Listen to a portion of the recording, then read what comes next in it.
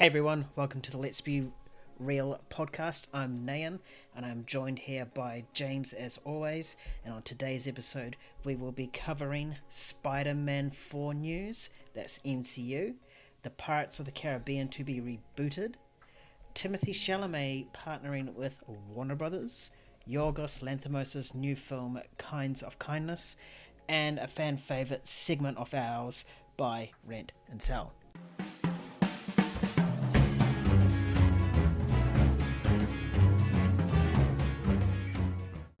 Alright, so like I said, I'm joined here by James. It's Easter Thursday, technically, and we are ready for the long weekend. Yes. So sit back, crack open a cold one, and let's get into it. So, Spider-Man 4, and that's not Sam Raimi's Spider-Man 4, for all you fanboys out there, this is the MCU one. Tom Holland's one. We've got some pretty significant information that's come out this week, and quite a lot of it as well. So the director for this, potentially, that has not been confirmed, but he's been eyed, is Justin Lin, and he's directed Fast and Furious 3, 5 to 6, and 9 to 10. It has been confirmed that Zendaya will also return, and we've been given some plot details which I find very interesting. So basically, it's going to be Peter Parker's personality will be slowly fading away. He has lost and detached from everyone that he has loved, and he is just left with Spider-Man, and that's all he's focusing on right now. So James, you're the Spider-Man guy. He's your favourite superhero of all time. Yes, sir. Could you get behind this concept, and what do you think of all the other news that dropped? Absolutely can get behind this concept. That seems to be the direction in which they're moving forward with this movie. I think I think we can all agree that the MCU has lost a little bit of its quality, but in a bright spot from Endgame onwards, I think Spider-Man No Way Home was a massive bright spot, and I think it's not because you had Andrew Garfield's Spider-Man or Tobey Maguire's Spider-Man. They were great. They were super fun. And as someone who loves Spider-Man, that was it just made me so happy. And I know that because I saw that movie 10 times in cinemas. I loved seeing that constantly. But it was how serious it made Spider-Man. No longer was he the one making silly little hee-hee, ha-ha jokes. It's like real stuff is happening to him now. We saw real consequences from his actions. He was the one making mistakes, but it was him trying to be good. And, we saw Aunt May die in No Way Home, and I think that was a very serious turning point. You even had the technical side of things even taking, they were elevated as well in that one. So No Way Home was fantastic, and I think it gave me a lot more faith in the Spider-Man character in the MCU, because I was seriously looking forward to Homecoming. I thought that was good. That was fine. I thought it had a really, really awesome twist in it. And then Far From Home came out, and it just left a really sour taste in my mouth as a Spider-Man fan. So when No Way Home was coming out, and we're doing our most anticipated list, this was at the time when those rumors about old villains and old Spider-Man, they were floating around, but they never had any serious traction towards them. Because, the year beforehand, it was a year before it even came out, it never made my most anticipated list. And it would have made number one if I had known all that stuff beforehand, of course. And so it was in my most honorable mentions. And to see Spider-Man Homecoming taking out the number one most anticipated spot for 2017 over Christopher Nolan's Dunkirk, which shocked Kyan into oblivion. This it just showed how badly I started to really take what they were doing with Spider-Man. And so, what they did in No Way Home, I think not just me, I think a lot of people really love the direction of that character, and they're taking it up a next level further with this. Having him lose everyone in his, he's lost in his entire social network. No one remembers him, and so he's very isolated, he's very alone. And so everything that was Peter Parker is kind of gone. And remember, he's moved out. He doesn't have family. He's just, it just makes complete sense. I think anyone in that kind of situation would just focus on what's working for them. And I think Spider-Man is something he's really gotten right after No Way Home, and that's probably why he's invested so much time into it. So to see that kind of concept being at play is really, really exciting, because you remember Spider-Man 2, and I think that's I don't know about anymore, but it is definitely one of the better Spider-Man movies, one of the best, and one of the greatest superhero movies of all time. I would say the best live action Spider-Man. Yeah. Oh, I got to look at all of the Spider-Man again because they're just getting really good now. But Spider-Man 2 is great, and it deals with something that's very similar to this. It's like the identity crisis in a superhero. And I think we saw it in one of the Dark Knight movies where he's just debating on whether to, it's the hero and the person, the individual. So I love those kind of concepts where they fight between that, and they really have like an identity crisis at the end of the day. But there are some stuff that concern me, and the first 2 points you mentioned. Justin Lin, please don't get him near this franchise. I don't want to see it. You said the Fast and Furious movies. Furious 7's not in there for the ones that he directed, and that was my favorite one. He can do the action fine. I'd be really on board from an action standpoint, but I don't really trust him to deal with this character yet. I think there are probably better options out there in the market in terms of getting a director to take this really high-profile film. I'm not heavily against it. I'm not going to just toss this movie aside and not have faith in it just because of Justin Lin. I think he could do an all right job, but I still don't really want him near this. I think just someone a little bit more safe for one of the hottest properties in the MCU. The Zendaya returning is the one that I really, really dislike.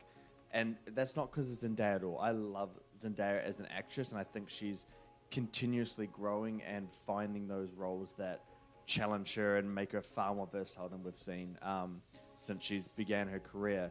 But Zendaya returning means that at some point in the movie, she's going to remember Spider-Man. She's going to remember Peter Parker. And it cheapens the ending that we got at No Way Home, because that ending at No Way Home hits hard emotionally because Peter Parker accepts that his friends are better off and they're safer without him in their lives. And so he accepts that reality, and he knows he has to move on to the next chapter of his life. And I think that's a big thing that everyone has to do. And speaking from experience, man, I did that in January. I had to leave and accept that reality and go to the next chapter. So, I mean, I get that. Then eventually you come back, just like Zendaya. Exactly, yeah. So it cheapens it. It'd be like me coming back like the week after. It's not as well earned. So I think it cheapens it. I think it'd be really hard to pull it off in a really compelling way. But yeah, that's really my thoughts on this one. I probably went a little bit overboard on my thoughts. I'm just, as you say, the Spider-Man guy. Exactly. That's why I just let you have free reign, because I knew if the show was on the other foot and it was about Batman, I'll be the same as you. I'll be talking for ages, and you'll just be like, yep. Let your feelings out, boy. Yeah. But yeah, I do agree with you. I do feel that Zendaya returning sort of cheapens the ending of No Way Home.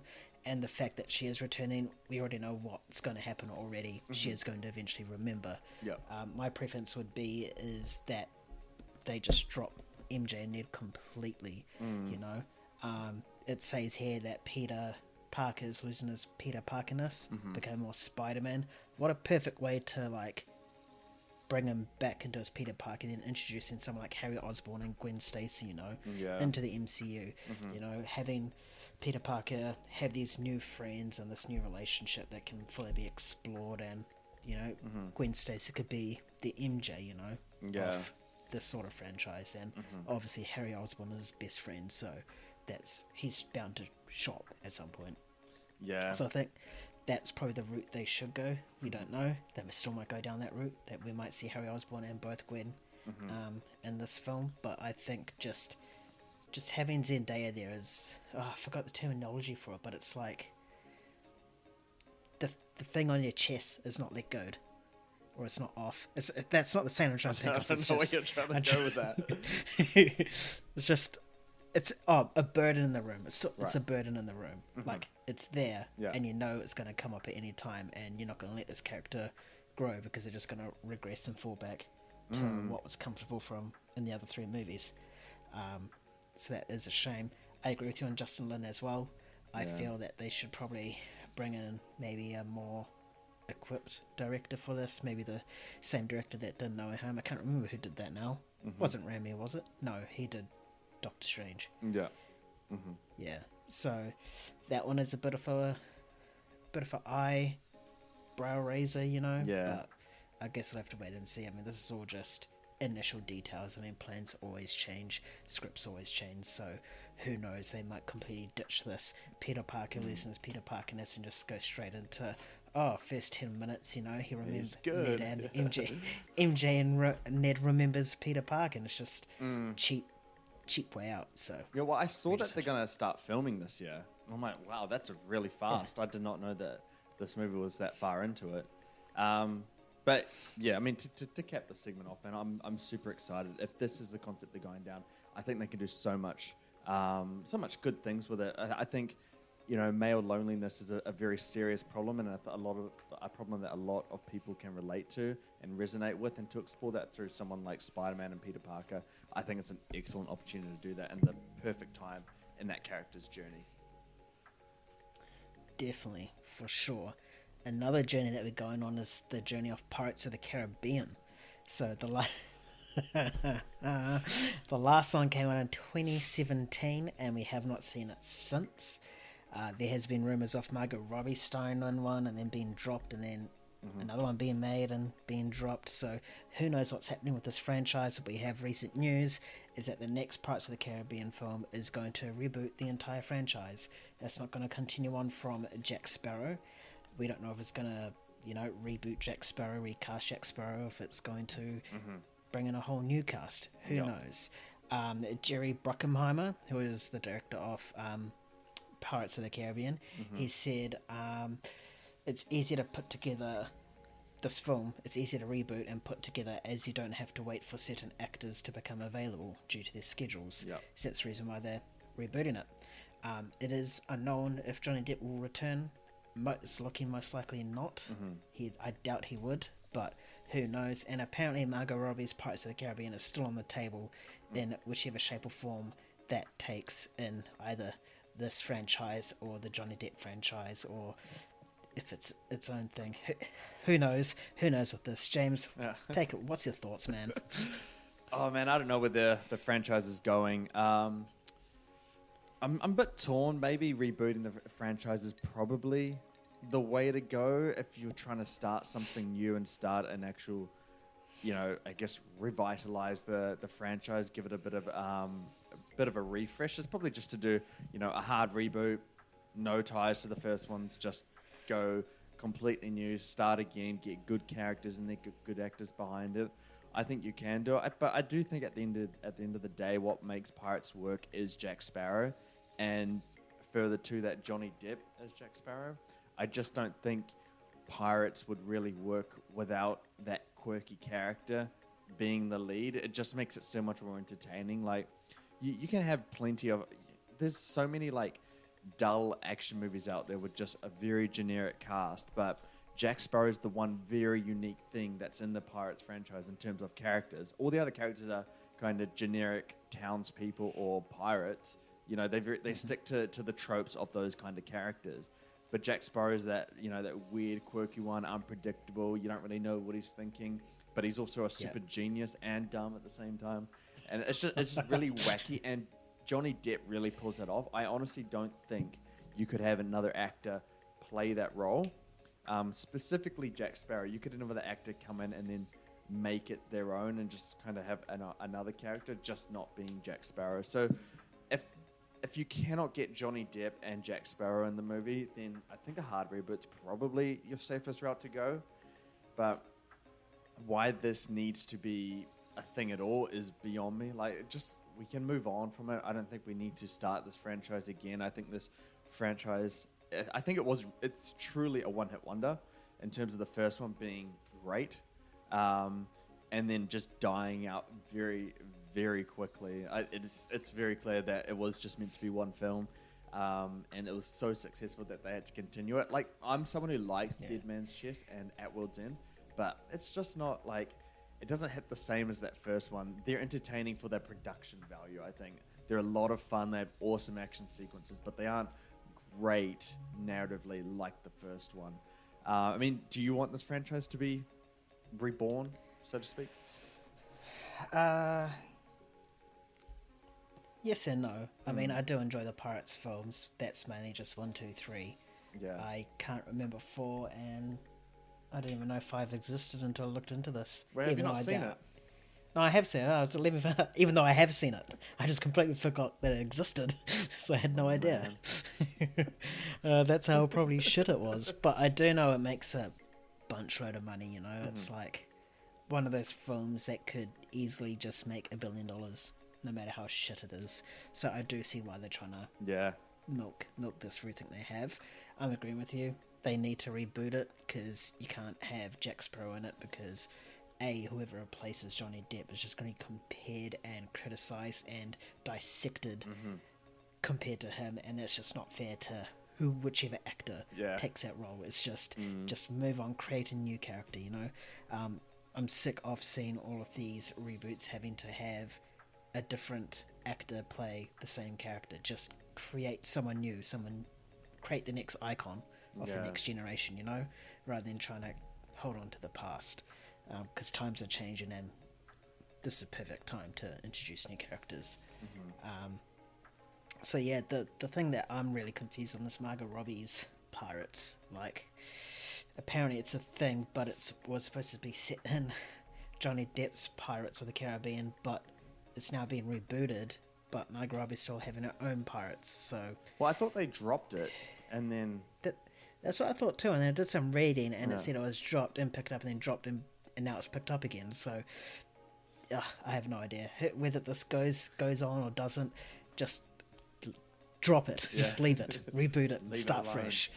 Yeah, and don't make her Jane Sparrow as well if you are going to go with it, because that's just another cheap way of rebooting Jack Sparrow. I thought you just said James Sparrow, and I was like, I like the sound of that. James Sparrow? I could get hyped. Yeah, exactly, yeah. I'd be on board for a James Sparrow. Yeah. All right. The next segment is one that we're seeing quite often nowadays, you know, is actors partnering with studios. I mean, or even not even just actors, just talent. So the most recent one is Timothée Chalamet. He's signed a multi-year deal to not only star but to also produce films for Warner Brothers. The deal's similar, probably not in pay wise, but it's similar to what Tom Cruise is doing, and Margot Robbie as well, you know. And I think I saw news earlier today that Ryan Gosling is starting his own production company and pairing with Amazon. So we're starting to see actors branch away from acting and getting more into the nitty gritty of films. So James, what are your thoughts on this in regards to Timothée Chalamet and my last point of actors branching out from acting? Yeah, well, I think it's a trend that we're just going to start seeing with these kind of heavyweight A-list actors, and both Timothée Chalamet, Tom Cruise, Margot Robbie, Ryan Gosling, they are all part of that A-list in terms of popularity. And it makes sense for Warner Brothers to lock up Timothée Chalamet in this multi-year deal to star and produce films for them. From my reading and what I know of this contract, he can star and produce films with other companies. It's just that Warner Brothers is the one that gets the first option, the first pick to decide whether to go through it or not. So if they decline, then he can just go off and do it with someone else.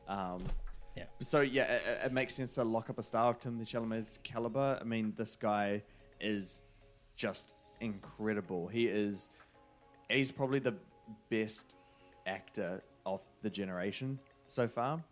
And I mean, like, it depends on how you think of the generation. Like, if you're having like Emma Stone in this generation, then perhaps those actors are a different story. I think it more comes down to what defines a generation. Is it a decade? Is it 20 years? If it was, let's just go with 10 years for this example, okay? Emma Stone 100% would be of that generation. I'll say this generation. Under 30.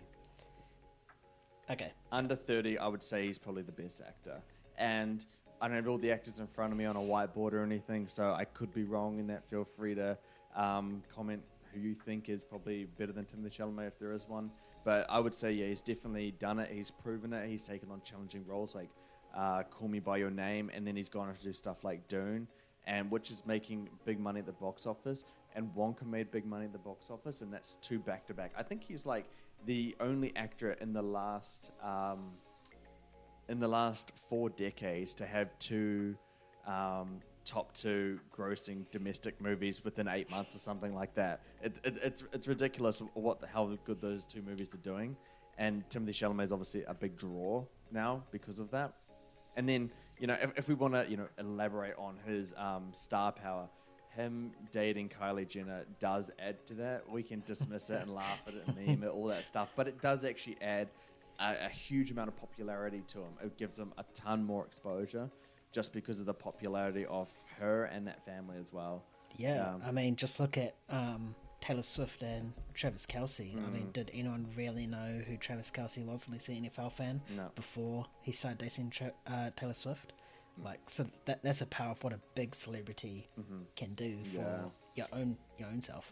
Yeah, and then to answer your question in terms of just we're seeing this trend now in the industry, I don't really know what it means, but I think it's probably more about the actors trying to get a little bit more power. And I don't mean that in a negative way, just more power so they can explore their creative pursuits. Rather than if they're just starring, then they are held to the whims of who's writing it, who's directing it, who is producing it. They don't really have much control to, I guess navigate their career in the way they want. So allowing or having stars move to more, producer / actor, I think it allows them to have a little bit more bargaining power to how their role is going to be done, how the movie's going to be, and it allows them to get to a point where they can pursue their roles in the way that they would like to, in the way that they would like to express them, which I think is fine, because to be able to get to a multi-year deal with a studio to star and produce, or just to start your own production company, takes a ton of work, and you need to be really, really good at what you do. Some new actor off the LA streets just can't come in and start a production company and star in the biggest movies. You got to earn your way to get to that level. So it makes sense that they're doing that. I mean, Margot Robbie is really doing such a great job with her one, and yeah, I think we're going to see a trend as these mega stars start to come to fruition in terms of their popularity in the future. Yeah, I agree with you as well. I do like how it pretty much gives control to the actors and in regards to what they can star on, because if they have their own production company, pretty much that's going to be attached to every film. Yeah. The only thing I'm a bit cautious, or if that is the case, that I don't like, is that they're not going to go work for a different production company or a different director, because they will just want everything to be kept within their own production company. Say Margot Robbie doesn't want to go work for, this may never happen, or this might happen, but won't go and work for Christopher Nolan, because Nolan won't let her have her production company in that title. Be a part of it, eh?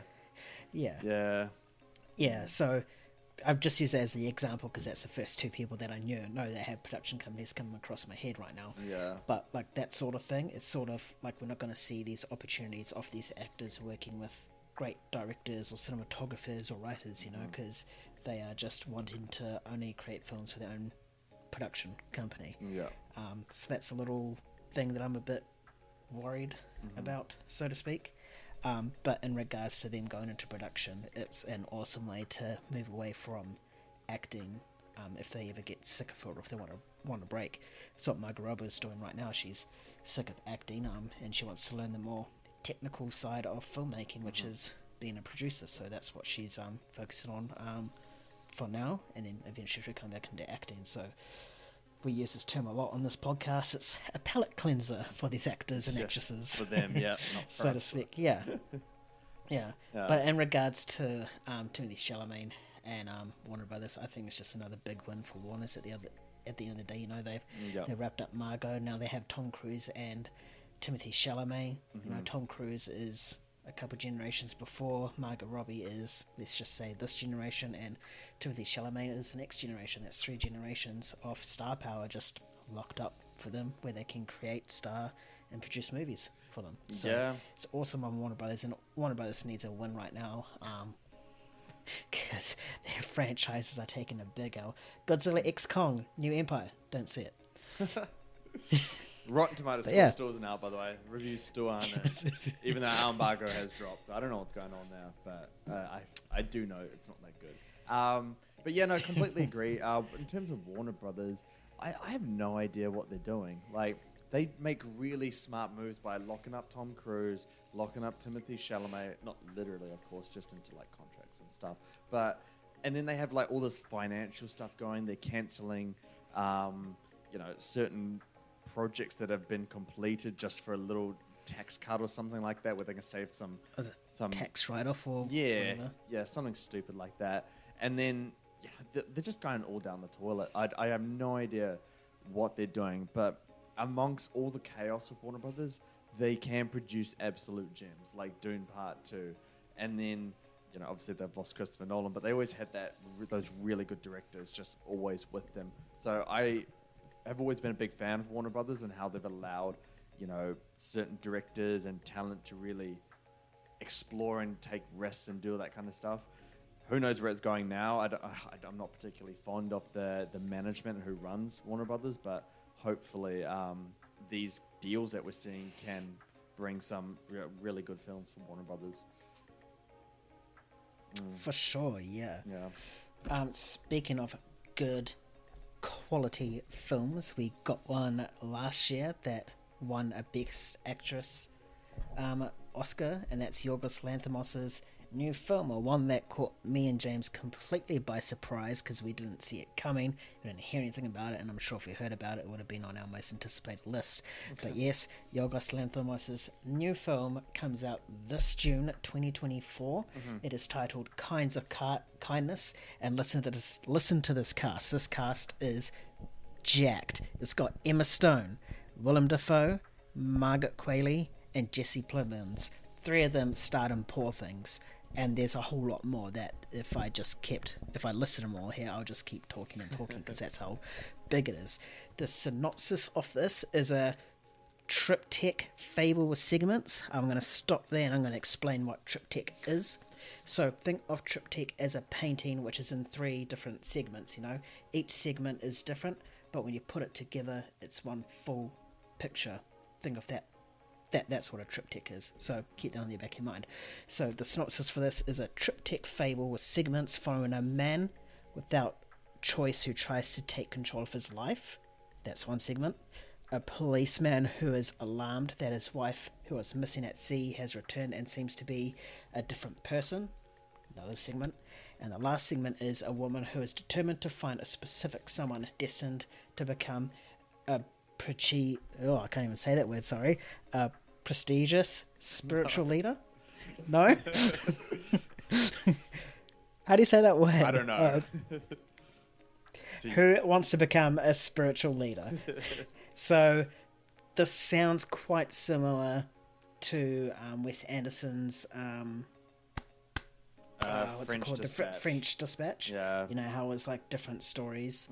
So James, what do you think of Yorgos making a film like less than a year after his previous one, and the sort of concept around this film right now? Well, yeah, it is an anthology movie where it just has all these smaller stories combined into one.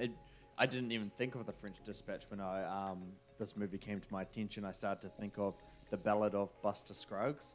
I don't know if you've seen that one. It's done by the Coen brothers. I think it was on Netflix, but yeah, that movie, it's very much the same thing. And in terms of this movie coming pretty much, 6-7 months after Poor Things coming out, it's a miracle. I saw it and I had to do a double take. I was like, wait, actually it's coming out this soon.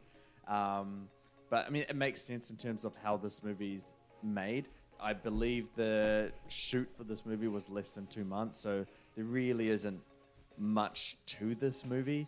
And if anyone thinks this is going to be like, another Poor Things movie's coming out, I definitely don't think it's that. I think this is just Yorgos Lanthimos having kind of like a passion project, doing something fun. It will still be good, I have no doubt in his ability, but I don't think it's going to get to the the masterful level that we saw in Poor Things, because that one seems like it's a very dedicated project. But yeah, this one was done in 2 months and shot. It was shot in 2022, so a while back. And Poor Things was done in 2021. It's just the post-production for those movies. Obviously, COVID slowed things down, all that kind of stuff. So yeah, this makes a lot of sense. I'm super excited for it. Not for the same reasons as Poor Things, and I don't think this is going to be, you know, a movie that's just going to dominate the Oscars. Although I saw lots of stuff on the internet like, oh, look at the release date, it's not going to be an Oscar contender. Studio must not have faith in it. I'm like, please, like, Oppenheimer released in July and swept. Everything, Everywhere, All at Once came out in March, like a year before the Oscars, and swept. And what one before that? Oh, Coda, which released in January and then won in March next year. 13, 14 months after it had debuted for the first time.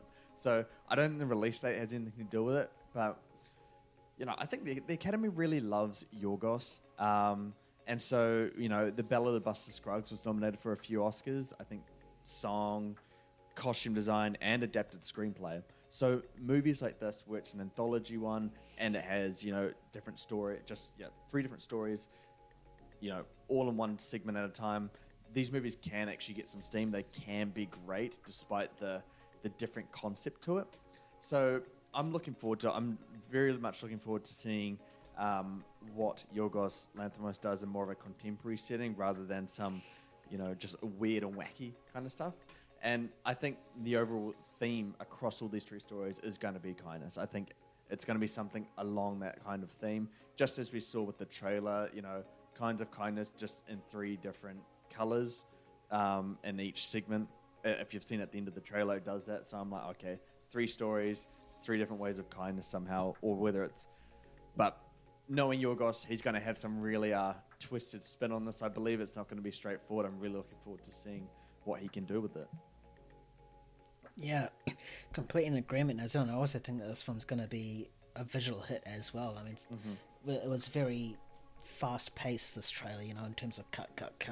But in those little cuts, like, the cinematography looked fantastic. There was one where someone's getting dragged down the hallway, and it was just a still camera down the hallway while movement was playing around it. It was fantastic. I think the lighting is going to be good in this film as well, and the sound as well.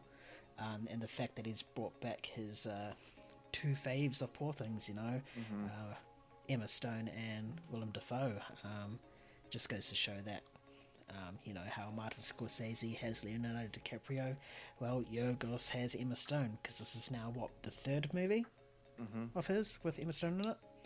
You got the favourite Poor Things and... Yeah, I think you're right. And now this one? Yeah. So, I'm really interested. That one thing that does worry me is not in terms of that it's going to be 3 separate stories, just the stuff that I've seen in the past. And the most recent one is French Dispatch, and I wasn't a big fan of that film. I liked each individual segment, but it never came into one big one, and that's what sort of worries me, because I know that this director's fantastic. Yeah. So I'm sort of hoping it's not just 3 individual stories. I hope it's 3 individual stories, and then, you know, it comes into that one big picture. No, if it's an anthology movie, it'll be 3 different stories. The commonality between them is like the theme, the message behind it, just showing through different stories. That's what it's going to be like. But I completely agree with you. I can't buy into those movies as much as like your straightforward feature-length movie. Like, just mini stories coming together. They're fun, they're enjoyable, they're good. French Dispatch was that. Yeah, it's just not enough time to, you know, get absorbed, connect with the characters. Exactly. And you know, and at the end of the day, you know, films are the most important thing is writing and character work, and everything else just accompanies that. Along with acting. So it's really hard to get trapped or hooked or drawn to something within half an hour or 45 minutes, and then just have a complete change to something else. So yeah, that's.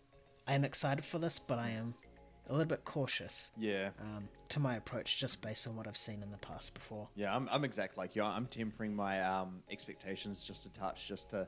I know what I'm going to be in for this movie, and it's not going to be Poor Things. So yeah, anyone who's watching, if you're expecting something along the lines of Poor Things, just take a step back, deep breath, It's not going to be like that, all right? It's going to be good, enjoy it, but it's not going to be the same, not at all. Please lower those expectations. I can just imagine this movie coming out and everyone just absolutely hating it because it's very different and not what they're expecting, and they're not common. And everyone's gonna be like, "Oh, Yorgos Lanthimos was a Oscar nominee, and now he's just trash." Oh, he's blah washed. blah blah. But that, yeah, he's washed. He's hitting his lull. He doesn't have that spark anymore. Oh, bro, shut up, you bitches, man. Shut up, man. God damn. All right, we're gonna move on before I get way too heated on these little trolls that we're just having an argument with, even though that the argument hasn't even started. I yet. know, yeah, they don't even exist. But we just know that it's gonna happen. You're just punching the air right now. All right, buy, rent, sell. Any loyal day one Let's Be Real listener will know that we have done this segment from the inception right up until now. It was a big feature on our voice podcast, and now we're bringing it to you in this video format. Except this is the physical media edition, because now on video I can showcase some of my physical medias, which I have right next to me. Oh. I haven't quite planned on where I'm going to put them because I have such a small desk after I've done this, but I'll hold them up. I'm not sure if you guys are going to be able to see them, because when James does edit this, I'll take up a little screen, but I'm sure he'll have some pictures for you guys. So the concept of buy, rent, sell is I pitch three films to James, and it's self-explanatory. He chooses one that he will buy, one that he will rent, and one that he will sell, and I'll give a brief explanation about them. And I guess I'll do the same. All right. Yeah. So James, first one in buy, rent, sell is The Shining. Yes, classic. Mad Max Fury Road, and 2001 A Space Odyssey.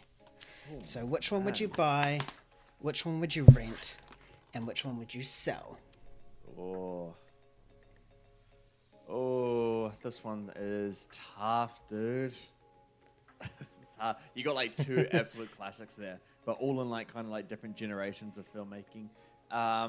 This is about our own subjective choice. I am going to buy Mad Max Fury Road. I mean, no hate Sold. to the others, and I'm not saying it's the best because people are going to come at me for that. But yeah, Mad Max Fury Road. I just love that movie and contemporary filmmaking in a brilliant way. I really like it. Out of the other two, it's just for the legacy of it. No, not just the legacy of it. It's great in its own way. It's a movie that I must always at least have close to me. So I would rent 2001 A Space Odyssey. I love that movie, and it's a movie that makes me feel very inspired, all that kind of stuff. And so, inevitably, I have to sell The Shining. I do love The Shining. The Shining is one that, yeah, it's tough to sell. I hate these ones where they're all so good, but yeah, The Shining would be the one that I'd have to, that I would sell out of those ones. All right, Shining's out. Pretend I throw that. I'm not going to actually throw this. Don't do that, bro. Shit. I should actually take the disc out one day and just throw it, and we'd be like, "What the fuck? You're throwing your..." But what if you break the case? Don't think of that. Next one. Now, this one is the franchise. So yeah, you've got the Pirates of the Caribbean franchise. Oof. Funny because we just talked about that. You got the Kingsman franchise. So that's Kingsman 1, 2, and the Kingsman. And then you also have the Hunger Games. This is not including Ballads of Song Snakes and Songbirds. It's just, Oh, so I Games. can't include that? No, because I don't have it. It's a physical media edition. Oh, So- that changes things now, man. Buy, rent, sell. Which one? Oh, that changes the game. Oh, these movies have real duds in them, but they got real high points as well. Oh. See, if you kept Bella, Songbirds, and Snakes. Oh, but dude, this one's really hard. All right, I'm on the clock here. I got to be a little bit more selective and fast with this. I am going to buy the Hunger Games still. Just over Pirates of the Caribbean. But yeah, the Hunger Games, I think those first two movies they're just so strong. it ends quite poorly and on a weak note. But those first two movies I can watch, repeatedly. I'd get good bang for my buck for that one. Sure. Based on that answer, I'm going to rent Pirates of the Caribbean. And I'm going to rent it so I can watch the first three and then give it back to whoever I'm renting from, which I think is the perfect way to watch this franchise. Those last two are ones that I cannot watch again. But those first three, they're really, really good entertainment. Especially the first one. I love that one. And then, what are we doing? We are selling the Kingsman collection. It's because of the Kingsman exists. No, we're not throwing them. I love the first two. And I know people absolutely hate the second one. I still don't know why. I think it's really, really good fun.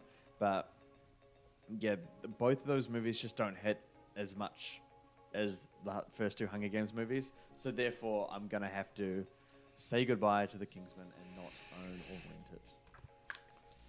If I had included Ballads of Songbirds and Snakes. It still would have been first because I like Ballad of Songbirds and Snakes. It's just that I don't know whether Pirates was over it, but I thought about it, and yeah, Hunger Games has to go first for me. Okay, cool. I'm just making some room here because I got some big boys coming up now. So, similar to the last one, it's a franchise this time. So we have the How to Train Your Dragon trilogy. Ooh, good trilogy. And that's what it looks like, steelbook format for you guys that wants to zoom in. Those steelbooks are so nice. We've got the Back to the Future trilogy. Oof. And because I don't have another trilogy that's in the same size, I've decided to go to the TV show route. And I have Avatar: The Last Airbender, animation book 1, 2, 3. God, throwing a TV show in there Good makes one. it so hard now. Oh. So I can't even hold them all in one hand, so I'm just going to make do here. Yeah, he's going Buy, rent, or sell. just hug them all. Which one? All right, well, I'm easily going to sell Back to the Future. Great first movie. That hurts me a little bit. It's all good. Oh, it has one good movie in it. So, yeah, the first one's really, really great. It's a ton of fun. A classic 80s... Classic? Don't know where I was going with those words. But, an 80s classic. But the other ones aren't that great. And, yeah, the franchise died very, very quickly. The fact that you have a whole series there, I have to buy that. And I'm not gonna play the game where I'm gonna buy it because it's worth the most. I think it's a silly way to play this game that we do. I'm just gonna buy it because it's a lot of just really, really great content, and I really want to own that series on that the whole trilogy and the steelbooks and stuff. I really do like The Last Airbender, and there's a reason why Netflix or anyone cannot match it in terms of quality. So inevitably, I have to rent How to Train Your Dragon trilogy, and it is a really, really great animated trilogy. It's not the best, but it's definitely up there. It's super consistent, really well done. It's akin to something like Kung Fu Panda in terms of just that consistent, really great quality you get throughout every single movie. Yeah, good choices. Do you want to do mine or just... Yeah.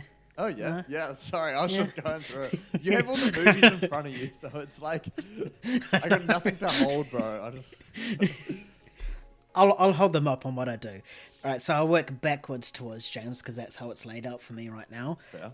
So the last one, which was Back to the Future, Avatar, or How to Train Your Dragon, the one that I'm selling is How to Train Your Dragon.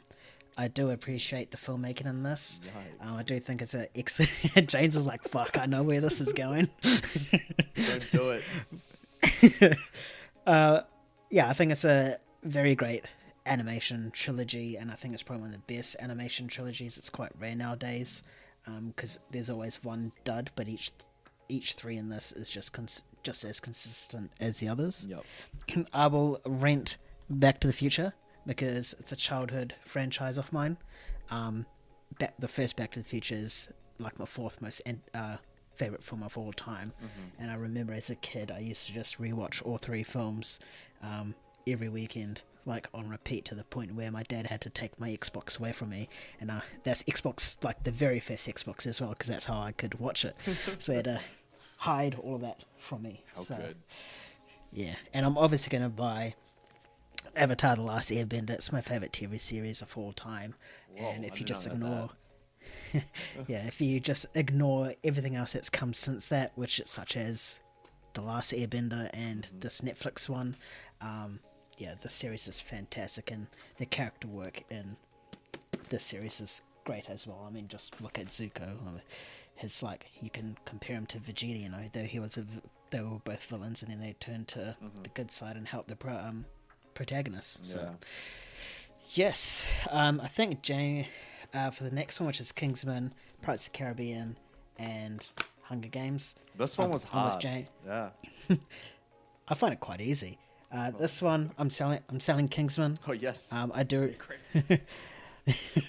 I do appreciate the first two films, but the Kingsman just wasn't quite there. It wasn't, you know, it didn't capture the goodness of the first two. Yeah. They should have really had Kingsman 3 rather than the Kingsman. 100%. No one gives a shit about prequels. I will probably. I'll probably buy Pirates of the Caribbean. Nah, it's fair enough. Same- They're so same- close. Yeah. Yeah, same as you, because the first three films are great. The first one is obviously the best one, but 2 and 3 are just as good. The other two you can just watch in the background while you know, make dinner or have a barbecue or doing a podcast, you know. Just Give it on right now. No. You can just, it's the first three are like classics, you know, and they're just so iconic, and it brought the world to Jack Sparrow and, you know, the pirate culture. Yeah. And I will rank Hunger Games pretty much the same as you know. Hunger Games 1 and 2. 2 is by far my favourite one, but those first two films are absolutely fantastic. So Unfortunately, it did lose its way a bit with the Mockingjay films, but what can you do? Yeah. Can't strike gold all the time. I know. Alright, my next one is The Shining, 2001, and Mad Max. I would... See, this is my hard one. Just more in terms of what I would sell. Because I know this exactly... So hard. Yeah. I know exactly which one I would buy, Right. and that would be Mad Max Fury Road. Oh, you're going Mad Max You as know. well, eh? Yeah, we touched upon it in the Furiosa trailer, how it's like one of the best action films of the past decade or even 2 decades, you know, and you know, it's got everything, visual style, cinematography. It's awesome. I'd sell 2001. Oh man. Oh man. And here come the comments. Bro, how do you sell 2001? Yeah, I'll sell 2001. I'll just go there. I'm just going on pure enjoyment for myself. That's the reason why, and I think I enjoy The Shining just a tad more than 2001. Yeah. So that's why I would rent The Shining, because, you know, you got fantastic performances and a great score. Not that 2001 has fantastic performances. It has a fantastic score, don't get me wrong, and visual effects, but yeah, I think I just enjoyed The Shining a little bit better. Yeah. So that was our Buy Rent Sell, the physical media live in a couple hours for you guys edition. And that will also do us on our Let's Be Real podcast for today. That's the last segment. I'm wrapping up now. So I hope you all enjoyed today's show. I hope you enjoyed that segment and the news that we covered today. If you did enjoy that, give us that like and give us that subscribe. You'll be doing us a big favour, and we will appreciate you so much. And head over down to the comments and give us your thoughts on whether we're idiots for buying, renting, or selling some of our choices. If I'm an idiot for selling 2001: A Space Odyssey, or even if you just want to, or even if you just want to comment on, you know, the Spider-Man news or Pirates of the Caribbean news. Do you think the reboot could work, or do you think that the Peter Parker losing himself is stupid? Let us know down below. Be sure to subscribe. Said that before, I'm going to say it again, so you guys do. Please do it. We'll appreciate you again twice. Thanks everyone for tuning in today. We'll catch you on the next episode with Movie Gains. See you later. Peace.